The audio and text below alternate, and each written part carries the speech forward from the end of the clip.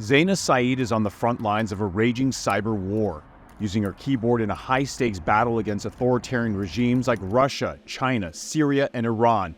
She's helping underfunded groups vulnerable to overpowering government-backed authorities. They are being targeted so that their infrastructure is cut off. They're being targeted so that their population is disabled, with injuries, with unprecedented violence. Grassroots organizations document human rights violations and killings like Mahsa Amini, who died after being arrested last year by Iran's morality police, who enforce rules on hijabs and other social behavior.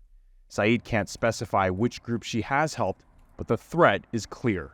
It's important to make sure that while they digitally try to bring attention to their cause and try to make sure that they receive even just a baseline of humanitarian aid or video evidence of the atrocities that are happening to them, they have the means to secure that information digitally. Otherwise, that evidence is wiped out and their plight becomes all that more difficult.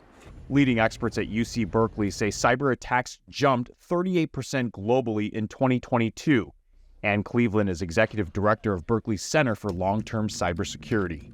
Politically motivated attacks or hate groups online or doxing or other things that make it impossible for these civil society organizations to carry out their missions. What's heartbreaking often is that the important work done in protecting these vulnerable populations that aren't receiving media coverage is done by people who don't have the funding and the expertise to keep themselves safe. They're politically and financially motivated. The center says cyber attacks have cost the U.S. economy billions of dollars over the past 5 years.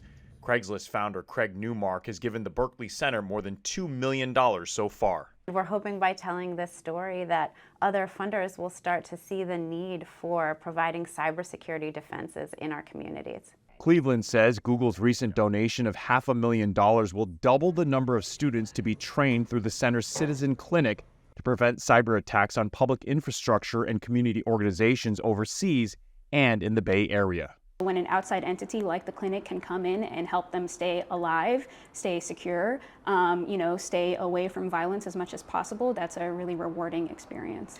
It's a different kind of warfare online. For Zaina Saeed and like-minded others, it's a fight that's impacting lives so their voices can be heard.